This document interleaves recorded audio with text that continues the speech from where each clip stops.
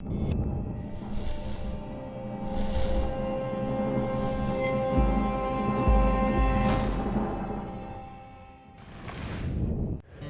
a crossing right here, across this creek that connects these fields. This week on Kentucky Afield, we're hunting with an historic firearm in a historic part of the state. And wouldn't you know that the deer showed up at the worst time possible? I'm gonna walk right down to the creek and take a quick leak. Next, one of Kentucky's newest crops is providing big opportunities for late season dove hunters. There you go. Good eye. I didn't know if they were too far out or what.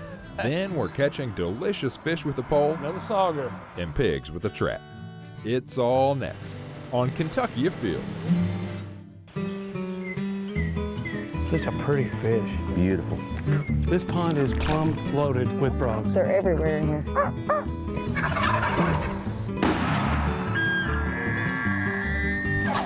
Yeah, this is a good fish right here. Really good fish. Come here, girl. Hey, boy. That's a big rabbit. Nice job. Yes! Yes! My first musket. Mercy Leo! Yeah, look at it, it's a keeper. There it goes! Boom! Wow, that happened fast.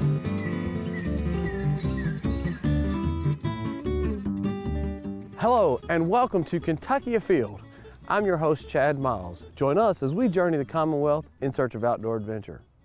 Hunting and fishing takes a lot of patience and a lot of setting still.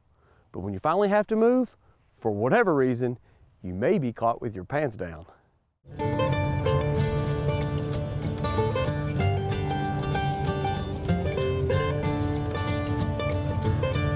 So we're in Shelby County, and today we're doing a muzzleloader hunt. We're hunting a spot that I actually pistol hunted during the regular season, and we're back here because there's a crossing right here across this creek that connects these fields, and the deer have been using it really heavily. We also saw a really good buck, but we weren't in range with the pistol. I got a range with this muzzleloader about 150 yards, and that's about how far I can see down this creek. Using even though it's a modern muzzleloader, pretty much an historic weapon, hunting on an historic creek right here in Shelby County.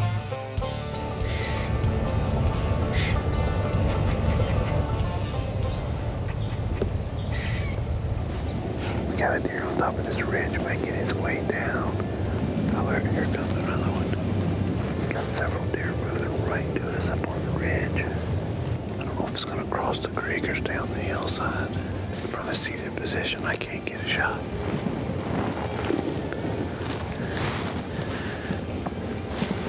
There's two ridge lines, and they're walking up the inside of it. It was 15 degrees when I got out of the truck this morning, and I think that these deer are staying on these ridge lines, picking up the sun.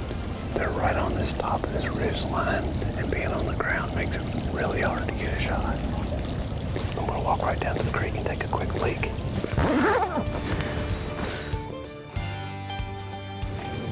Right at the crossing.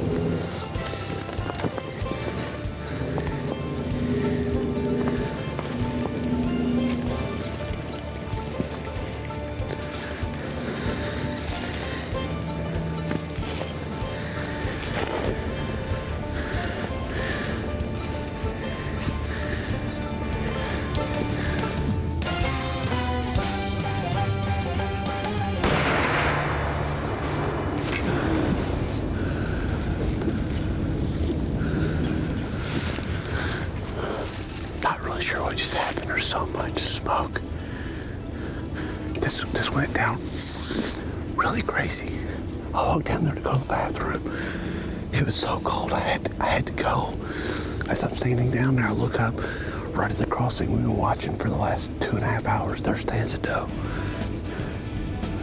You can see how many deer are crossing right here. I ended up standing right here, and I looked down, and that doe is just standing out there in the wide open. But my muzzleloader's back there about 10 yards.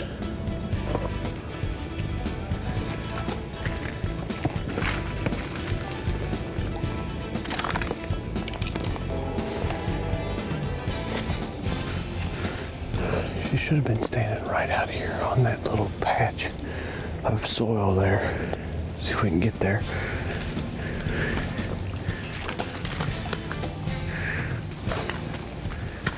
Oh, here we go. Any blood from impact is going to be washed away. Look at all this hair. The hair is a little whiter than I'd want it to be. But let's go move this way and see if we can find some blood. We got blood here. More blood. Got more blood. More blood. Quite a bit of blood here.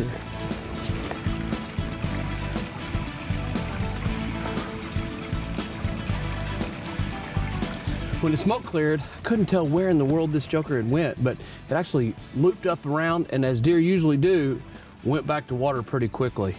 This was an interesting hunt today because we're hunting in a very, very historic place here in Kentucky. Abraham Lincoln, his grandfather, was actually killed by an Indian raid in 1786, just about a half mile down this creek. The Abraham Lincoln family did get revenge. As that Indian was getting ready to scalp his grandfather, they went and retrieved a gun and came back down and killed that Indian. I will bet money it was a muzzleloader. Muzzleloaders were the only thing that was around back at that point in time. But anyway, I've got a couple deer this year. One thing I haven't done is make sausage, so I think I'm gonna turn this into some summer sausage. But I'm going back to the 20th century and I'm using an electric grinder.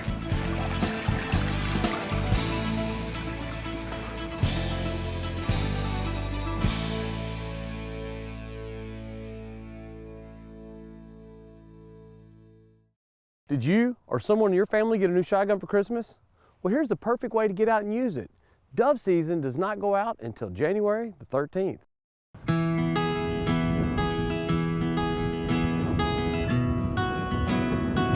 I can't get over this weather. Yeah, I didn't know it was gonna be this windy. You couldn't have paid me to have been out here last week. It was freezing cold, now it's nice and warm. I got a shirt on and a hoodie. That's all I need, really. I'm good. Yeah, oh yeah.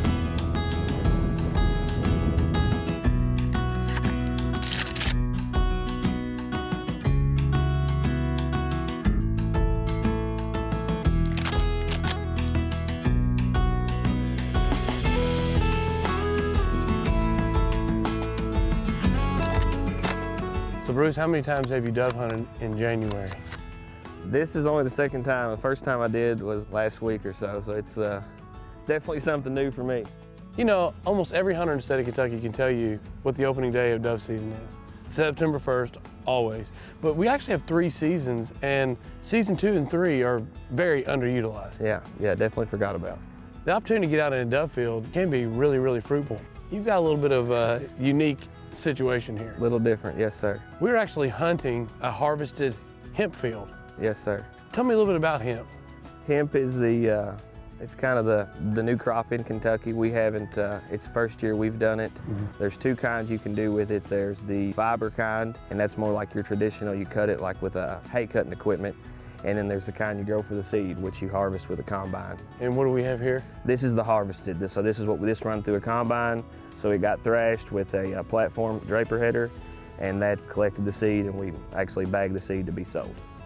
Well, obviously, anytime you're doing harvesting, you hope to have little loss. But when you do this, there's seeds all over this place. Oh right? yeah, there's seeds everywhere. Well, it's the hemp seeds are a whole lot smaller than the soybeans or the wheat or the corn that we usually harvest. There's an acceptable loss with those crops. So with the hemp, there's a whole lot more loss. Yeah. These machines weren't built for something that's the size of the tip of an ink pen. Yeah. So that's hard for it to catch. So there is a lot of loss in the field. The crazy thing is that birds, doves, and pigeons absolutely love the seeds, don't they? They love them. They really flock to them. Yeah. I've heard that if you can find a hemp field, that it is probably the ultimate winter food source to locate doves. So, hey, I'm excited about this. This is the first time ever. It's a little windy. A little windy today. Birds coming from this way, they're gonna have to hit them and they're gonna be going about 60. Yeah. The other way would be easy. It'll be easy, yeah. They'll be floaters. Right here.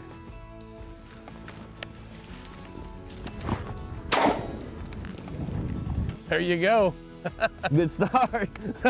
Nice job. I looked back, I looked right past your ear and I was like, good eye, well, good eye. There's 2 birds coming right our way. Good eye. I didn't know if they were too far out or what. Hey, we brought plenty of shells. Yeah. I tell you what, I'm gonna take a box of shells to ease up against this pole for a little bit. Good deal. There you go, nice shot.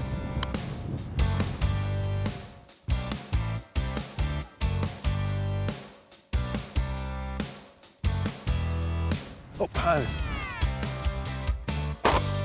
That one got pulverized. Right here. Get ready. I don't know who hit that one, but he's stone cold I don't know dead. who got him, but he's down. That's just a hair outside of my range. It's too high.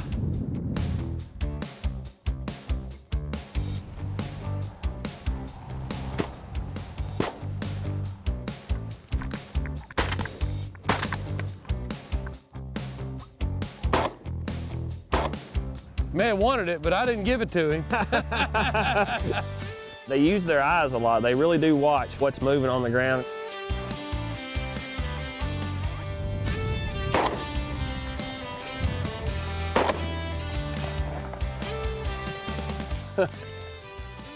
I'm not sure why, but I'm not hitting them. Can't get them.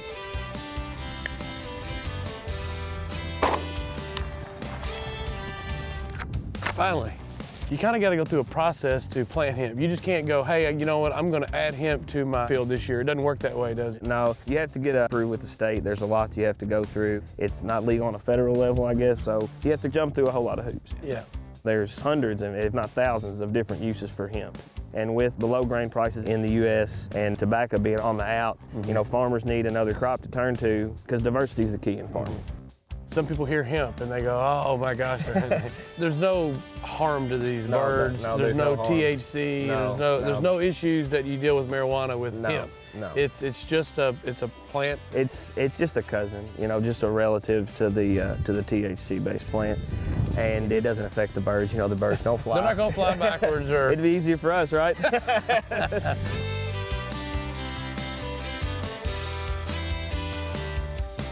Sometimes. Got him. Right here. That's just too far, I think. Just a hair. Oh, right here, in front of our face though. Jeez. I don't know who got that one either. We shot the same time on that one too. Yeah, I know.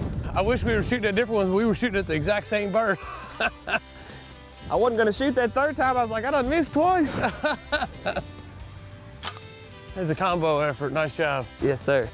It's enough birds to keep you interested at all times, you know? It's not like they're coming in massive waves, but I think it's mainly not because there's not plenty of birds. I think it's mainly because of wind. The wind. I'm just glad they picked up, started flying. Winter here in Kentucky can be some of your best fishing, especially if you're chasing cold water species like sauger.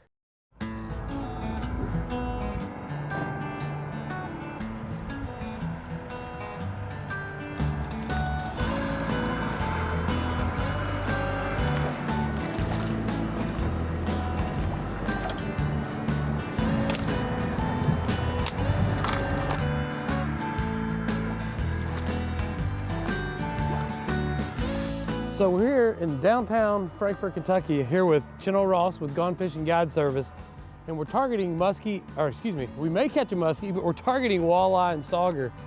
Chino, I know you fish all over the place, but this is something you really enjoy doing, isn't it? Well, a lot of times in the winter, you know, people have cabin fever, you know, cold weather months, what else can you do? You're not going to go catch any bluegill on the beds or shell crackers, so get out here and catch some cold water fish. There's not a fish that eats any better. No, that's true. They are very good table fare. And once you find them, the most important thing typically is what? Is it depth? Yeah. And it doesn't take long to check out, you know, an area like this. You don't have to spend all day here just hoping the fish are eventually going to start biting. Yeah. If they're there, they're going to bite. Yeah. And it doesn't take you long to Like that. check it out. First sauger. Looky there. What was our depth there? 14, 15. We need to kind of remember that. This right here is why you use a stinger hook. A lot of times you feel them when they hit this big jig. You actually, and I don't know how they do it, but they'll take that minnow right off of there You feel them and your instinct is to lift up, and when you do, you snag them. Yeah, and that's exactly what happened right there.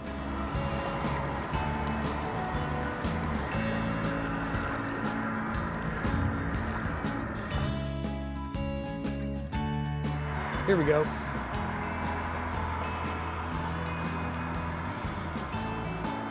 Another sauger. Good job, man. It got deep here. I started feeling my line not hitting the bottom. I pulled out a couple feet of line. Well, probably only about 8 inches straight down. Sure enough, that's where he was sitting. Got it with the stinger hook.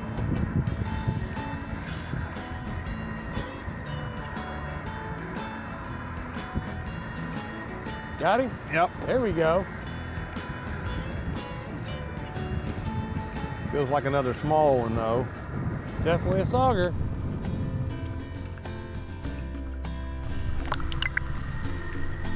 Your bait didn't much more hit the bottom, did it? No, we went right by that first rock pile, and that's where he was.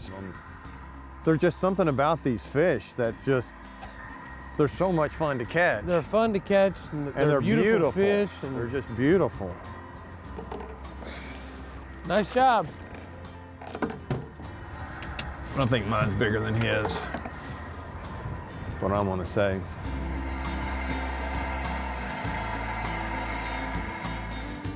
What do we got going on down here? That girl thinks it's warmer than it is out here. That's cold, sister. I wouldn't be putting my feet in that. Sleeveless and barefoot. Man, that's cold. Oh, there's one. Oh, I felt him when he hit. I saw that thing bump you.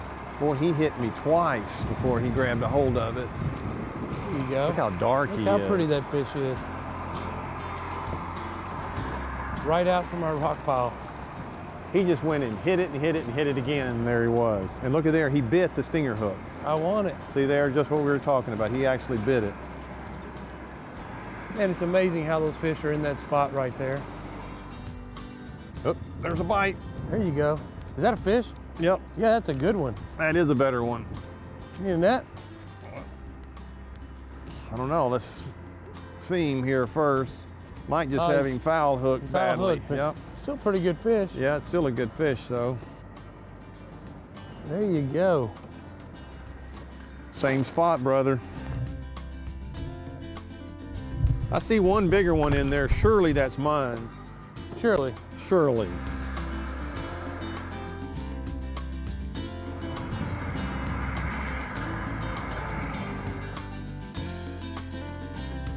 Oh, there was a hit. You got that one.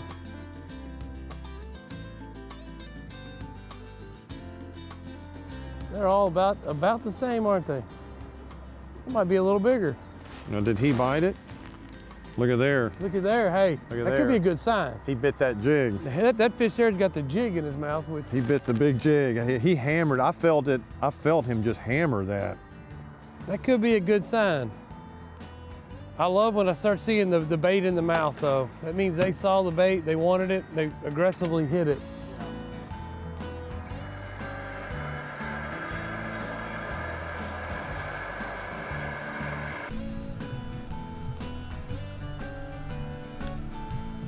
There's one. Got him. Like he keep him on there. Well, that's a nice That's one. a good sauger there. Marked up real beautiful.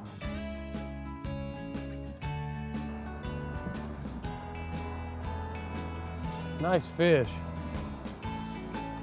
Well, I'm glad I netted him. He came come right, off too, didn't he? He came right off. That's probably closer to a more typical size you catch down here, right? Yes.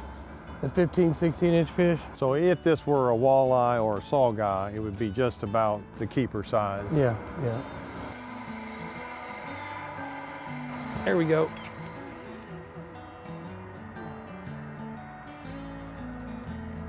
Oh, that's a great one. There we go. Look at that. Did he bite the big jig? And he's got the jig in his mouth. That's what those big ones will do.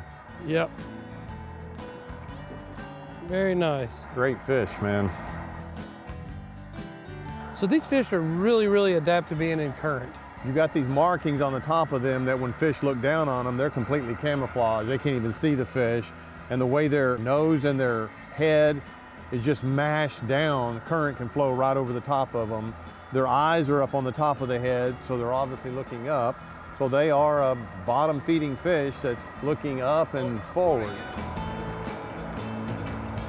Well, this was a lot of fun. Easy access, easy spot to get. We're right here in downtown Frankfort. There's places just like this all over the state, especially around Louisville. People need to get out and give these Sauger a go. That's exactly right.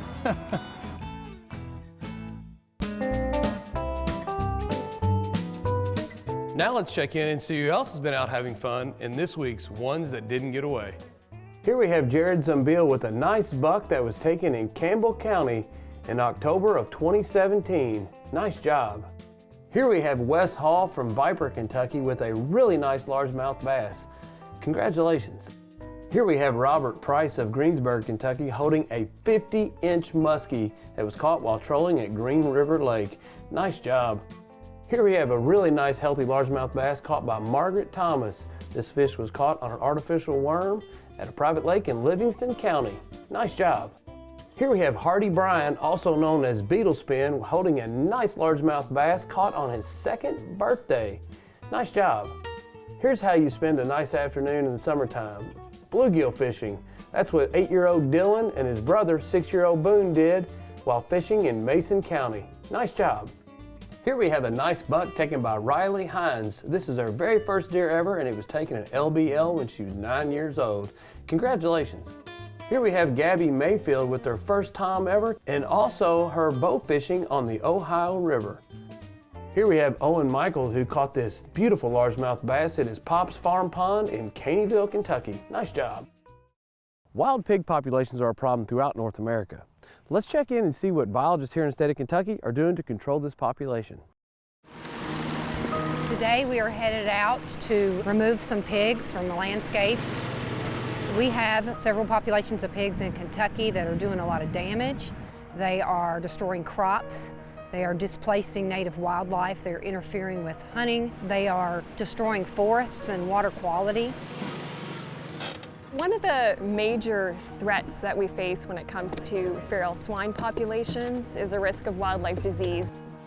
As a pig biologist, my goal is to eradicate pigs in the state of Kentucky. A lot of people aren't aware of the fact that pigs carry a plethora of diseases, many of which are transmissible to both domestic livestock and humans as well. They were rooting when it was frozen, so they didn't disturb the ground, but with the snow on, it was pretty interesting.